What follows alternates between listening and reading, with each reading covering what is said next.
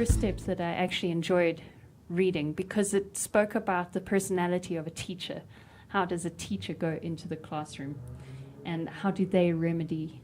And that's what we're there for, isn't it? Yes, definitely. And I think with regard to science, you're absolutely right. There are some very common misconceptions and errors that students make.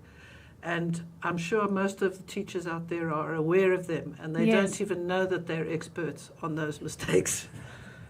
It is so true. You know, when you're going to teach this section, there are always going to be 3 or 4 children who are going to get this particular concept muddled up, and that's just the way it is, and you've got to find ways to remedy it. But it's more than a muddle. It comes from a different way of understanding the science. So you have to understand how they are understanding the science. Explain that a little bit more. Well, they have a model in their mind of how something works. Yes. And that model will tell them that this means, therefore, that things work this way. And even famous scientists sometimes thought like that in the past. Okay. So they make sense. It's not just that they're just mistakes. They're actually ideas, but they're incorrect scientifically. Okay, I have a 7-year-old, so I'm familiar with this line of thinking, where she sees something and she sees something else, and suddenly these 2 actions are tied together. I know that if the dog barks, something else will happen. Meanwhile, it's not a correct draw. Okay, it's a terrible example, isn't it? A better example is something like a constant force produces a constant motion. Okay. It makes sense in everyday life because if you see a horse pulling a cart, the horse is pulling at a constant rate and the cart is moving at a constant rate. Yes. But it's not scientifically correct because there's friction there. So this is a common misconception that you'd be able to plan for in terms of remedying. Aristotle thought like that. And then Newton said, no, that's rubbish. I wonder if he said it to his face. No, it was too late. Yes. Yes, Dylan? I'm just going to say then, if Aristotle thought like that, then many learners are in good company. Yes, that's very true. Okay, now before we get on to the 5-point teaching strategy, which is one of my favorites, let's look at the slide which you've supplied, which says important background knowledge about chemical reactions. This is important background knowledge for the whole of chemistry. It's not just for this section, but you've got to keep it in mind all the time because, especially when you're getting to grade 11 and grade 12, we're starting to deal with chemical reactions in more detail. And this is a piece of chemistry understanding that you need to keep in the back of your head. So the chemical reactions have 3 aspects. Okay. I can summarize them: how much substance, how, and how much energy. Okay. And they are separate things. And the trouble is, often in the curriculum, they're mixing them. Now, you've just finished teaching how much substance, which is basically stoichiometry. Okay. And there's going to be more stoichiometry coming back in grade 12. But in this section, which is just a very short section in the curriculum, we're mixing 2 of them. Yes. We're mixing the how and the how much energy. And the how much energy is so much bigger because it leads to many of the other sections you're going to be teaching. It leads to redox reactions. It leads to chemical equilibrium. It leads to electrochemistry. It leads to acids and bases. But the how is to do with the speed of the reaction and how the reaction happens. And there's this little bit now that's in this section, and then next year you have a whole section on rate of reaction. Okay. So you need to keep those separate in your mind because today we'll be talking about something from number 2, but mostly stuff from number 3. Okay, so yes, Dylan? Sorry, I wonder if I could, Marissa, just the student teachers that you work with, how many of them have this conception, this understanding, this breakdown of chemistry, and how many teachers do you think sort of out there working in classrooms hold this kind of understanding? I'd say nearly nobody because it's a big secret. It's something that came to me from a great mentor of mine who's Professor John Bradley, who's at WITS, and he broke it down like this, and it makes a lot of sense. So how do we go about making this not such a big secret? By keeping on coming back with it, like the triangle, which we're going to talk about a little later. Okay, so point number 2 says how both the mechanism and the speed of the reaction, which could involve energy between, leads to rates of reactions only. And That's what I was saying. Yeah. okay.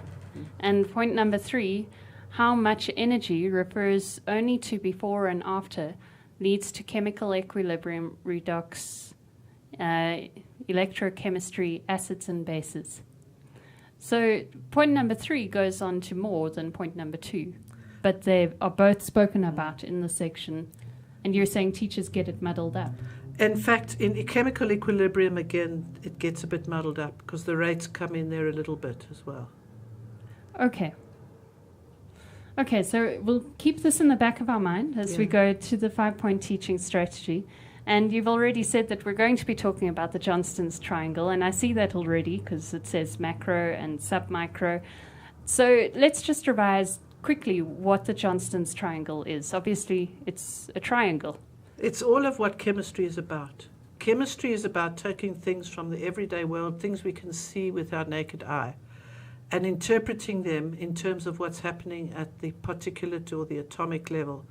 Okay. Which we call the submicro, because that covers the molecules, atoms, and so on, but things that cannot even be seen through a microscope. And the third leg of the triangle is the symbolic, which in chemistry is the equations and the graphs and all those kind of things. And when we're teaching, we need to be very clear with our learners when we're switching from one to the other, because often teachers switch and they don't tell the learners that they're switching.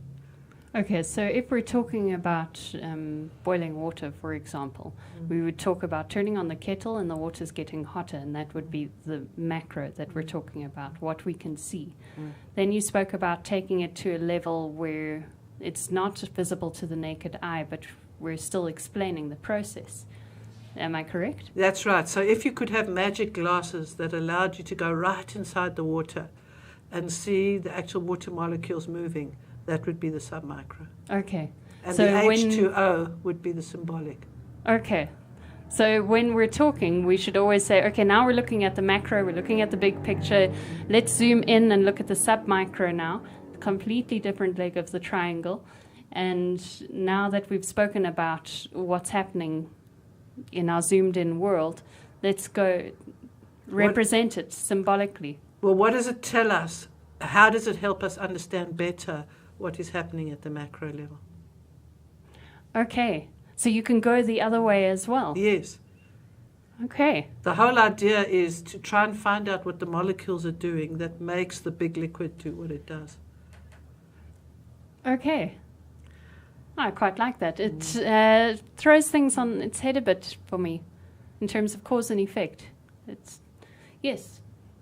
Okay, so the first point says macro, either energy. Okay, before I get onto this is a step-by-step of how we should be teaching the section, isn't it? Or the content we should be covering. It is sequential, and you can notice, I looked at a couple of textbooks and they do start with the macro and then they move on to the micro.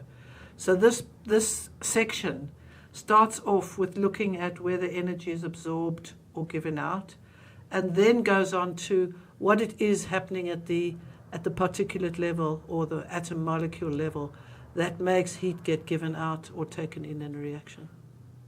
Okay, so I'm starting off the section by doing this kind of thing, talking about endothermic and exothermic. I've got a nice demonstration. Oh, good. That I can show you. I don't know how many of you have seen these heat packs that you can buy them at, I don't want to give out commercials. Can I give out? Yes, you can. You can buy them at Dis-Chem. I think they're about 15 Rand for 2 of these. So they're not expensive. Are those like muscle heat packs when you have an injury or something like that? Well, a Swedish woman told me they use them to put inside their gloves when they go out horse riding in the winter. That sounds heavenly. That really sounds fantastic. So the point is, here's one that's already gone, which we'll look at in a minute. And this one, I'll talk about gone and not going. I don't know if you can see through the camera that there's a little thing floating around in this bottle. Let me pull It it up might be close. easier to see. Okay. There we can see it catches the light. It looks almost metallic. It is metallic. Okay. Yeah, I can see it. It's a metal disc. Now this And one is quite liquidy, whereas This one's one soft, whereas this one is hard. You can Yes. see that.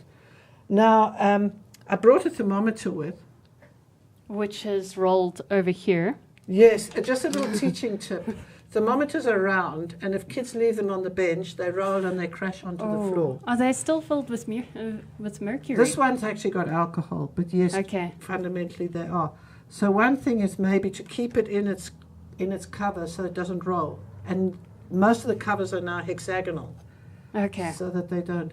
So I don't know if you can see this thermometer. Helen's going to hold it up to the camera for you and see what the temperature is. Helen, maybe you can tell us approximately what it's reading. It looks like 2.5. I'm just waiting for 2.5. Dylan to focus on it. Should for be us. 20 something. Yes, I missed the 0. And so let's change that. And that brings Oh, up a I'm very heating up the.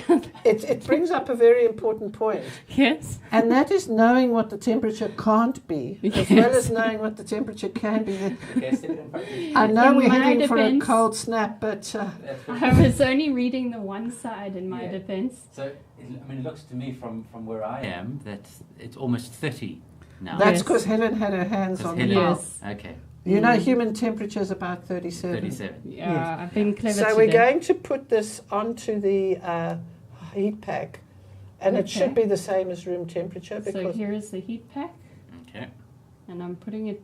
just show us down there. Yeah.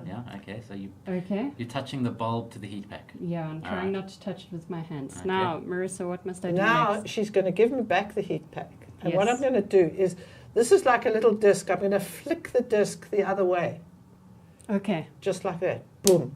Oh, nice crack. Now you can see there's a white substance that's starting to spread. Turn it the other way. That's it, they can see. And it should be feeling quite hot now. It is warming up nicely.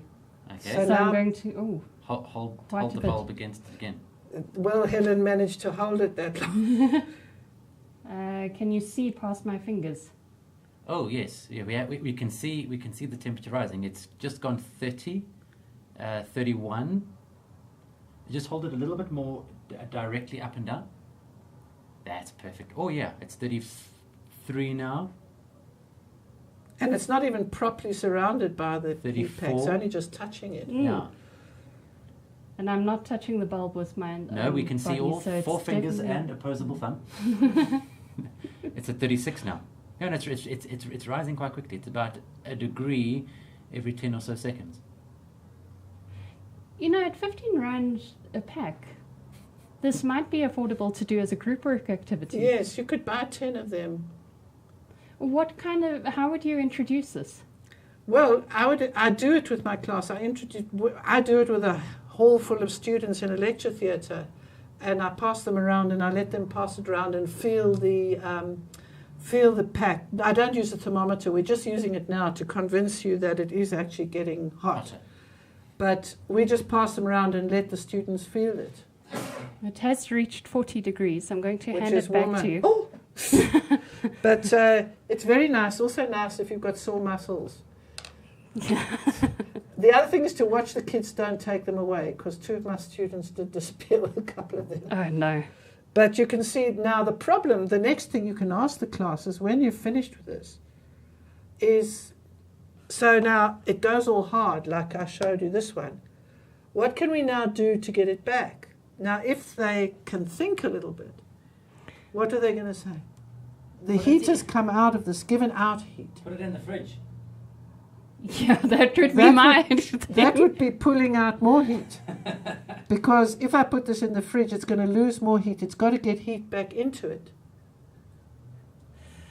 This is quite a mind shift. Okay. So It's gone from, you've got a heater it's to given cool it back energy down. out, so it's gone to a lower level. Heated to cool it down. Is that what you're saying? Heated to cool it down. No, heated to get the energy back in here. Oh. So because it has lost energy, You have to heat it to we get... have to put the energy back in. Yeah. And in fact, the way you've got to do this, you've got to put this in a pot and boil it. And Okay. then when it's soft again, you take them out and it gets back to room temperature. The actual reaction that's working in here is a salt that is endothermic, which means it absorbs energy when it dissolves in water, and it's exothermic, which means it gives out energy when it comes out of solution. And those are the two words which are on the slide. It's quite a difficult concept to... It is difficult because it's getting hot because the energy is getting out. Okay. It's like even when you exercise, you get I was hot. about to say, can you liken it to exercising and then Absolutely, giving off heat? your body gets hot and it gives off heat And hopefully calories to at the allow you same to cool down. Hopefully, Yes. so that's the first point: is to walk into the class and immediately say there are processes. And notice I'm not using the word reaction, and I'll explain just now why. Okay. But there are processes that absorb energy, and there are processes that give out energy. For example, if I leave a piece of ice on the table here, Yes. it actually absorbs energy in order to melt. Yes. But there are also some chemical reactions. So maybe we can just look at the diagram. This is a diagram. This is a symbolic representation, totally, by the way. Well And done it's for got- slipping that in. It's got one chemical process and one physical process. Now, if you look at the one on the left, it's an Can I example. pause you here Yes. quickly? Is it important to constantly differentiate between the chemical process and the physical process? I don't know, because some of it is a bit of what I'd call a grey area. Okay. Now, they've done, for example, intermolecular forces Yes. in one of the earlier sections. And they learnt about hydrogen bonds. Now, a hydrogen bond, they say, is not really a bond. It's what makes two water molecules attached to each other. Okay. But you've got to provide energy to separate those water molecules. So it is a kind of a bond. And other people would just say it's a matter of how much energy. Okay. So they tend to consider these two things together. And you can see, since Helen has brought it up, the one on the right is water solid going to water liquid, which means ice melting. Okay. And the one on the left is methane gas burning in oxygen to give carbon dioxide and water vapor, which is what you do if you light a gas ring on a stove, or if you use a gas cylinder. Now, if I were a teacher, I would probably introduce the one on the right first, because ice melting is something that they're familiar with, so they can use the familiar to deal with the diagram. But the issue with this picture is it's mixing two things at the same time, because the one on the left is an exothermic process. So and you the would one- show them both at the same time? Maybe I won't. I got this out of a book which had them just like that. But Okay. I think it provides a good point to think that maybe I duplicate the diagram on the right with water going from maybe liquid to solid. Okay. Because if I reversed the liquid and solid, I could do the diagram on the left Yes. with water, liquid, and water solid.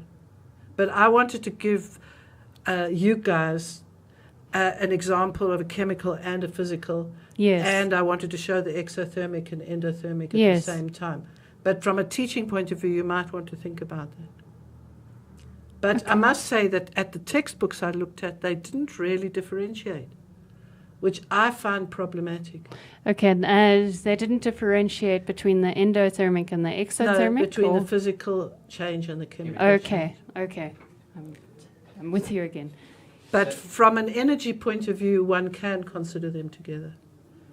So, I mean, perhaps I'm just being a bit slow here, but you're saying that this kind of picture can confuse learners because it's mixing the physical change that's involved in the endothermic process, in this case, with the chemical change that's involved in the exothermic process, in this case. And there's a possibility that learners will associate endothermic processes with physical changes and exothermic with chemical changes? They might. I could come up with an example of an endothermic chemical reaction as well. By the way, the one I showed you with the heat pack is also a physical process because it's something going in and out of solution. Okay. So that is interesting in itself. But the main thing I wanted to illustrate here is, as far as the curriculum is concerned, they are expecting you to show these kind of diagrams for the learners, to show that the products are at one level Yes. and the reactants are at another level. And when the products are at a higher level than the reactants, which is the case on the right, then you have something which is endothermic. And when the reactants are at a higher level than the products, then energy is being given out. Okay. So in the one on the left, they use the word heat, but heat is a form of energy. Heat is being given out, and the one on the right, heat is being absorbed. Okay. So the one on the left is called an exothermic process, and the one on the right is called an endothermic process. And the way we calculate it is we say H final minus H initial. Okay. But And if that's- H final is smaller, then the answer is going to be negative. Okay. In my mind, I see a slide, a children's playground slide, where it's going up, it's heat in, and you're going up to the higher level. I'd And rather then- see a diving board. Yes, because it doesn't quite make sense with the exercise analogy, does it? Well, the slide has got a process in the middle, and I'm trying to think of going straight down. Okay. Yeah, let's move on. So we've discussed macro, either energy is absorbed, endothermic, or energy is given out, exothermic, and we've spoken about an activity to hook them in. The next point says the heat of reaction, represented by delta H, is the energy of products, or energy of reactants. Minus. And that's what I just showed you in the same picture. So if we can go back to the picture again. Yes. I can show you that the H final minus H initial in the case of an exothermic process, which is on the left, you can see it's written there, delta H is less than naught. Yes. And on the right-hand side, delta H is greater than naught, which means it's endothermic. Okay. Okay, and you would explain that using the diagram again? Yes, again. Is there anything else we need to talk about with this? Not for now. Let's go back to the... Okay. So now we move on to the submicro. Submicro. Bond So- formation is exothermic. Bond breaking is endothermic.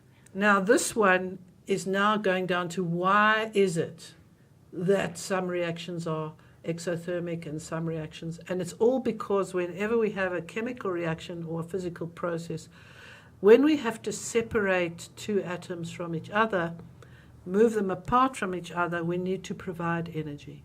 Okay. And when two atoms join together to make a bond, then energy is given out. And this is exactly the opposite of what many people, including biologists, seem to think. To me, that explanation makes a lot more sense. Yes, so if I have to break a bond, I need energy. And if I have to make a bond, then energy is given out. Okay. So bond formation is exothermic, bond breaking is endothermic. So I've got a picture which to me actually should have been there when you were teaching bonding, because, and that was earlier in the year. Yes. Because if you ask kids why does bonding happen, you'll have them saying, oh, that want to form a stable octet. Well, atoms can't want to do anything because they're not people.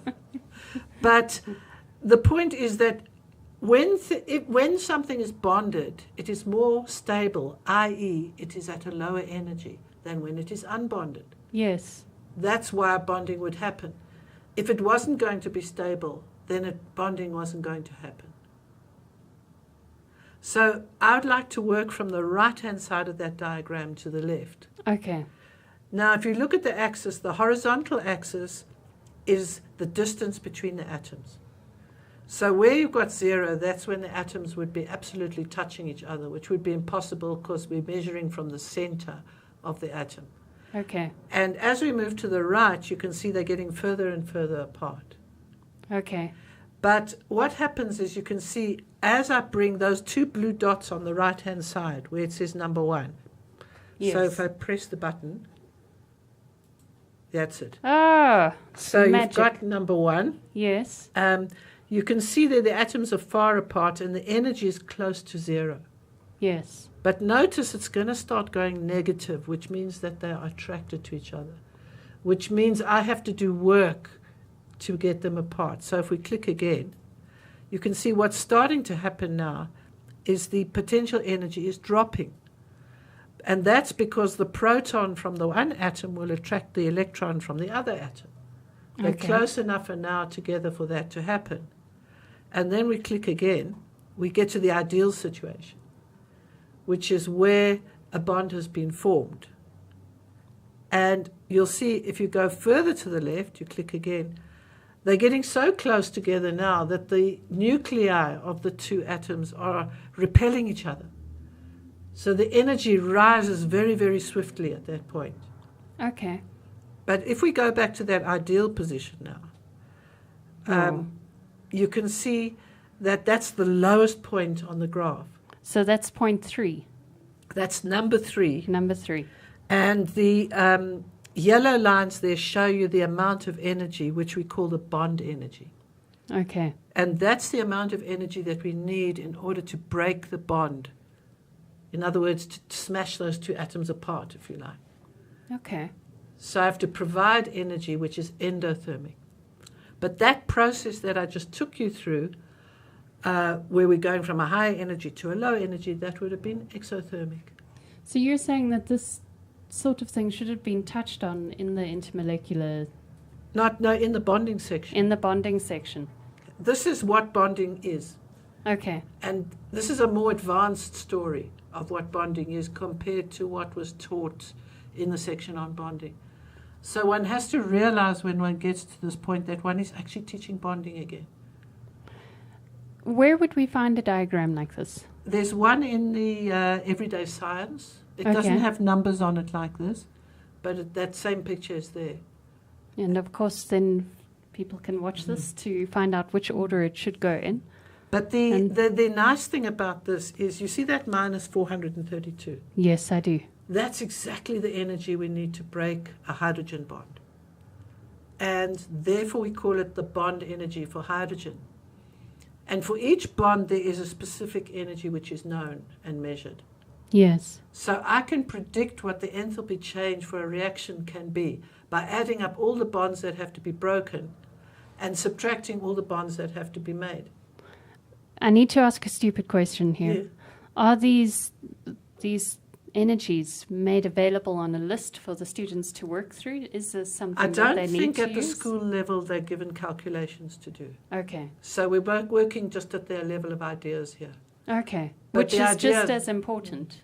But the idea that 432 kilojoules per mole is the amount of energy I need to break a hydrogen bond means that it's also the amount of energy that is given out when a hydrogen bond is made.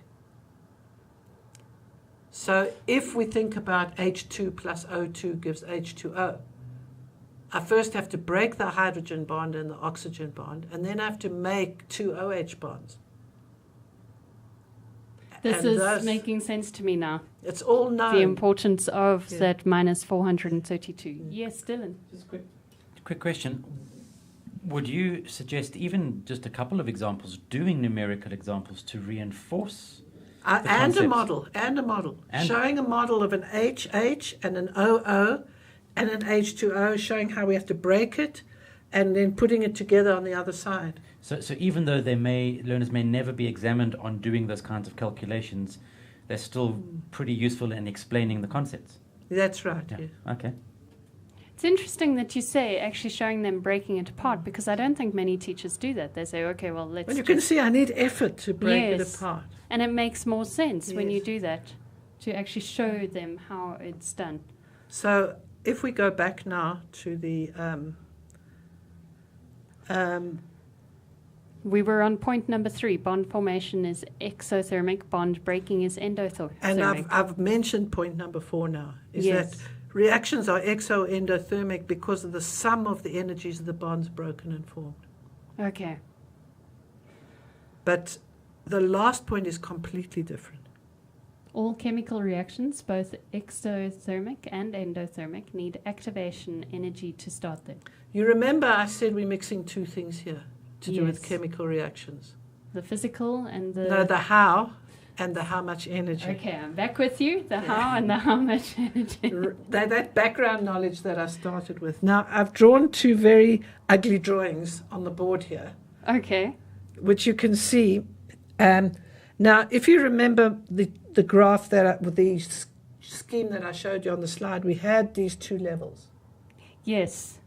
So we I've pulled them up on the slide. So this is the endothermic one, because it's going from a lower energy to a higher energy. Okay. And this is the exothermic one. It's going from a higher energy to a lower energy. But I've added in something. Yes, what is that in between? I've separated them. Yes. And the how, as opposed to the how much energy, is trying to say something about what happens in between. Okay. So this section, you say, well, it doesn't just suddenly break the O's and the H's and form. There's usually something that happens in the middle called an activated complex. Okay. And this is in the curriculum. So in the case of water, it might be something like this.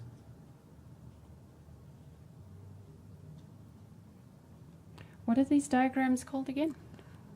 This is a symbolic representation. Symbolic representation. Okay. So you can see before the thing breaks up and makes H2O, it might Yes. make something like that, which is called an activated complex. Okay. So we've got an H here and an H here and an I'm O missing one here and H somewhere because an O it there. needs 2 H's and 1 O. So probably it might still remain connected to the other O there. Okay. So it might be an activated complex like that.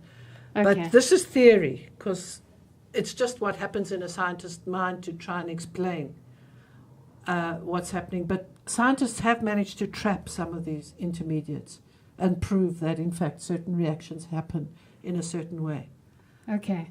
But the main point about it is I've got to break bonds before I can make bonds. Yes. So I've got to supply energy before I can get energy, even if the reaction is exothermic. Okay. So in order to get from there to there, I've first got to break bonds. Okay. So I've first got to supply energy. So there's this thing called activation energy. Okay. And in either endo or exothermic reactions, we need activation energy. How would you explain this? Well, it's almost like, I would explain it by saying we've got to break bonds first, and we need energy to break the bonds. We can't start until we've broken some bonds. Okay. That's the way I would explain it. But it's often you've got to get over a hump. Yes. In order to get things going. And once it's going, of course, the first few bonds you break, and then they create some bonds, they can give out energy and cause other bonds to break. So once you're over that hump, then the reaction probably keep going quite well.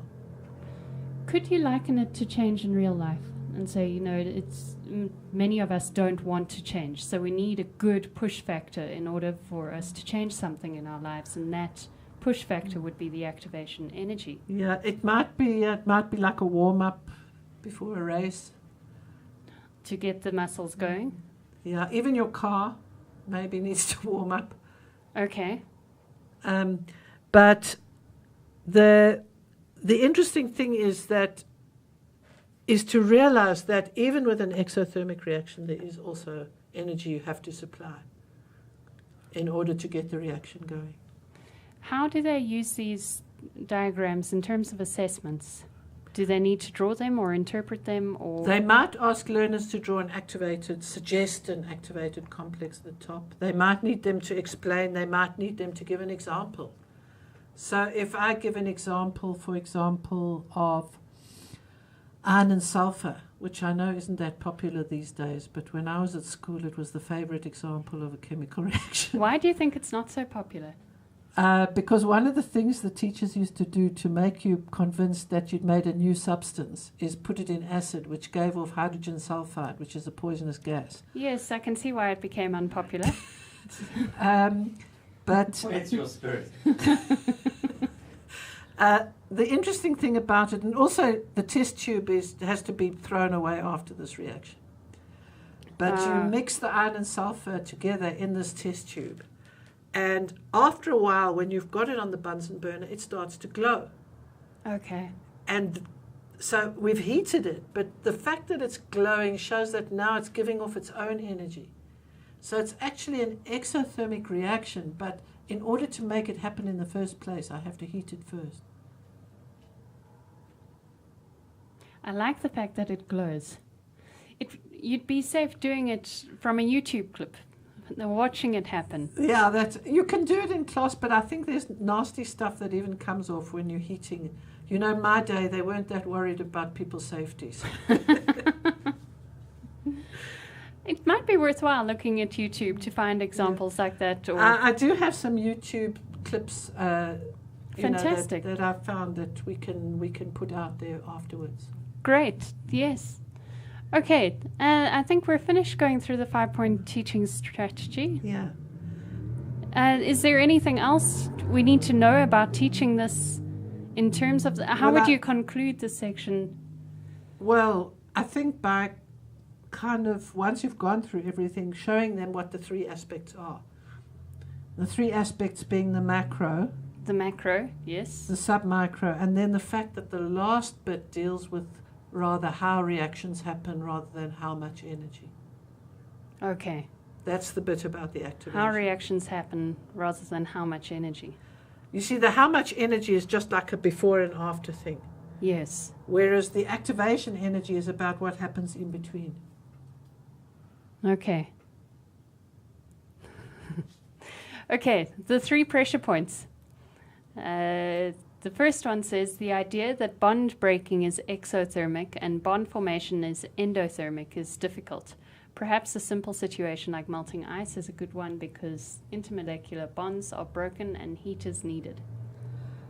Yeah, I think the problem with it is, firstly, they go to biology lessons and they start hearing about energy-rich bonds in peptides. Okay.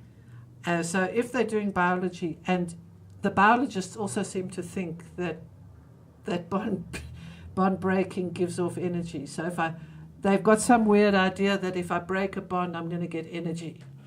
And I think that some of the stuff in the media might also reinforce that idea.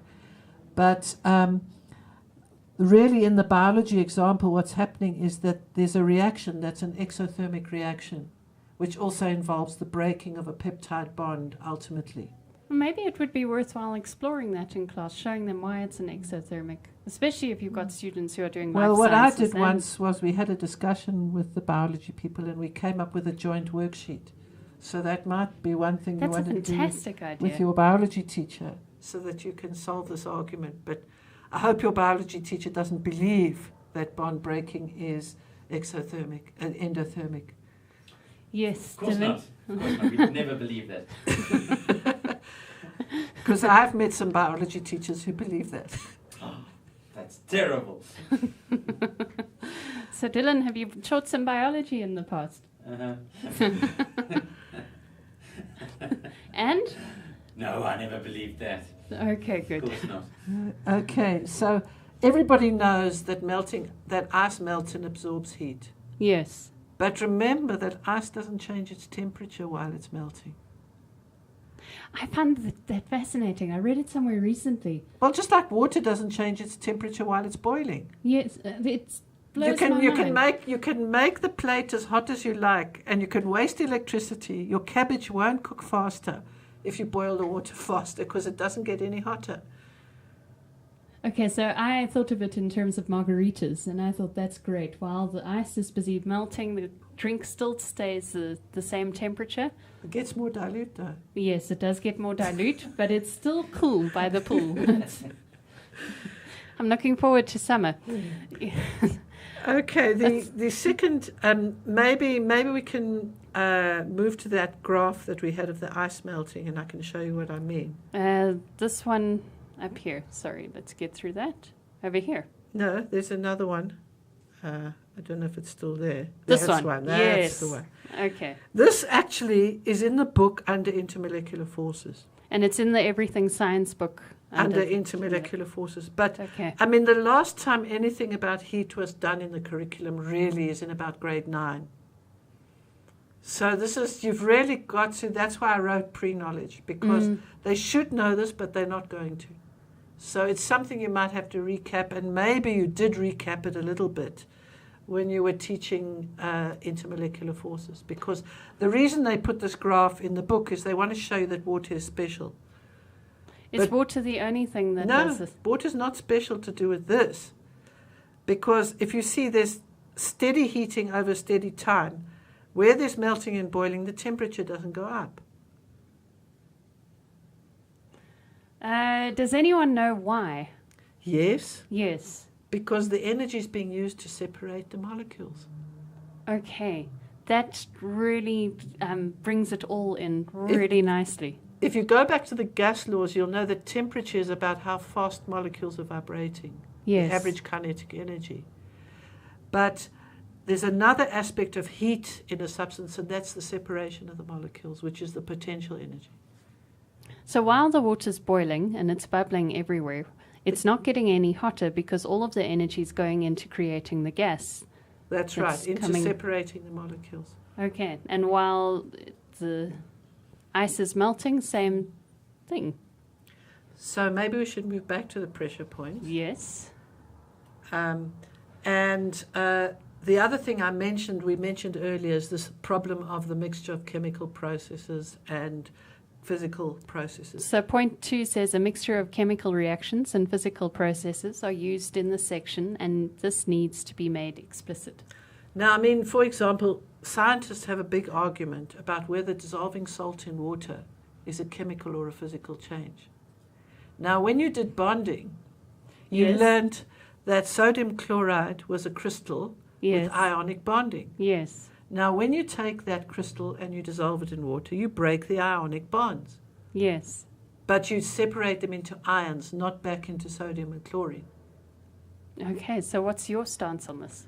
Well, I support the view that it is chemical because, for example, in this case, we even saw an energy change. But I don't know if that's really what's emphasized in the textbooks or in the curriculum. So it's a grey area, one has to be careful.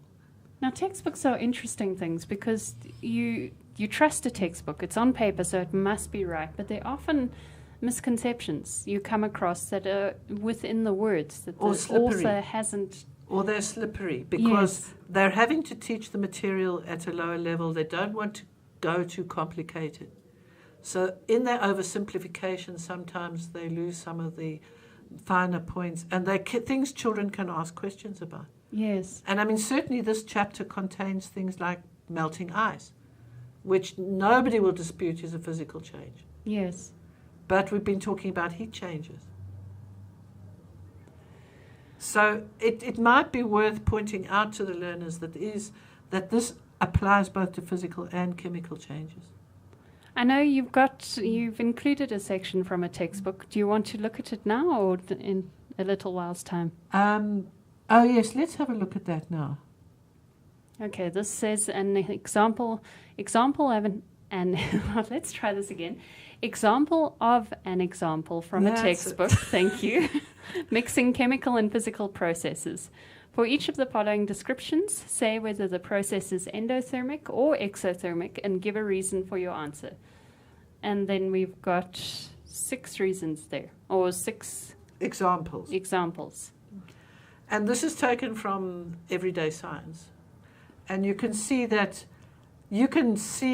some of them are definitely physical changes like evaporation, melting ice, and condensation. Okay. They're all to do with water on that graph we looked at earlier. Yes. But of course, evaporation and condensation are opposite processes. Yes. So the one evaporation is endothermic and condensation is exothermic. Okay. Exothermic gives off the That's right. energy, and endothermic absorbs the energy. And you might get worried because Helen gave me a glass of water before we started, but if I have this glass of water, in fact, there's evaporation happening all the time from the surface of this water. But in so doing, you'll find the water's getting cooler. If I blow some wind on the water so that I speed up the evaporation, it'll get cold. You know, when you go outside and you're wet and the wind blows on your skin, you get cold because it's evaporating. That shows you that energy is being absorbed. That's a good example to use, I think. It's perspiration and why we perspire. Yeah. Yes. Link it back to everyday life. Link it And back to the to macro biology and then teaching. do the sub-micro. Why is this? You get cooler when you perspire and the wind blows. Why is this happening? Let's go to the sub-micro. What's happening there? Well, this is where I can also look at the language and why teachers also can confuse the sub-micro. You'll have people saying the molecules are evaporating. Molecules can't evaporate. They can escape. It's the water that's evaporating. No, it means they're going to nothing. Yes. Okay. So you see, you have to say to the learners, my macro explanation is the water is evaporating. Yes. My micro explanation is the molecules are escaping. So the two sentences are equivalent at macro and micro level. Okay. So that's an example. Now the other two, B and E, B, C, and E. So that's the combustion reaction in a car engine, bomb explosions, and the digestion of food. That's right. Yes. Now, taking combustion reaction in a car engine, that diagram we looked earlier, and I said it's methane burning in oxygen. That's pretty much like petrol burning in oxygen. Petrol's just a bigger molecule like methane. Okay. So can I put methane? No, it's a silly question. You don't. Well, there are cars that run on gas, but not my car. And digestion of food, of course, is we get energy from the food. Yes. So it must be exothermic. And then we breathe out carbon dioxide and we sweat water vapor. And we breathe out water vapor. There's a lot going on in this section. Yes, and it's a very short section. So one has to be careful to get the concepts across. Yes. We've got one more pressure point to go through, and that says going carefully through the graph on bond formation is very important. It is also a good assessment tool. Right, we have spent quite a bit of time explaining this graph, but I really love this graph because it explains so many things. How would you use it as an assessment tool? Well, I take all the labels off. Yes. And ask them to show me where's the bond length, where's the bond energy, what's happening at number 1, what's happening at number 2, what's the label on the axis. Okay. So re-explain the... Or to draw another line like that for a different molecule where the bond energy is, like I'll give them a different one, like minus 300. Okay. The bond energy is 300, draw one for where the bond energy is 300. The bottom axis, in internuclear distance. Yes. It's actually up there where the zero okay. is. They've Yes, stuck the labels on the bottom, but that's a very unmathematical thing to do. Yes. Silly people, really. Now, in terms of assessment, I'm making this point. I know you know this point, and I know Dylan knows this point, but often when we talk about assessment, everyone assumes that we've got to write it down in order for it to be a true assessment. But you could very easily do a verbal assessment here just to gauge how they're doing. Yeah, a formative assessment. You could rub out, or you could leave that one on and ask somebody to come up to the board and put another curve on. That would be for a bond energy of 300 kilojoules per mole. Yes. And for a bond length of something different. Yes. Get them to talk through it, explain it to you. Yeah. especially when you start talking about those yellow arrows and the exothermic and the endothermic in terms of breaking bonds and putting them together. It would be good to have that conversation with them. I would stick to things that have got single bonds, because otherwise you're going to start getting too complicated. They are only 16 years old. So, yes, I would say so as well. Although they do double bonds when they do bonding. Yes. But we're talking just about one pair of electrons here. Yeah. Okay. Well, I think we have come to the end of our time. And we've managed to fit everything in, so this has been great. Yeah. Thank you very much for joining us. Do you have any parting comments? Any words of advice? Well, I would, for some of these things, I really think that when one starts to teach this topic, we need to recap a lot on heat before you start teaching this. Although I think one would have had to recap a bit on heat when you were showing why water is special. It's got a very high specific heat, which means it needs a lot of energy to take its temperature up by a small amount. I think one needs to realize that it's a long time since they've done anything to do with heat. Yeah. So it's important to go over that again. Yeah. Well, thank you very much for joining us. Remember that you should be submitting your teaching resources to us so that you can win your phone or a tablet, and to join us next week when we'll be talking about grade 12 content. Goodbye.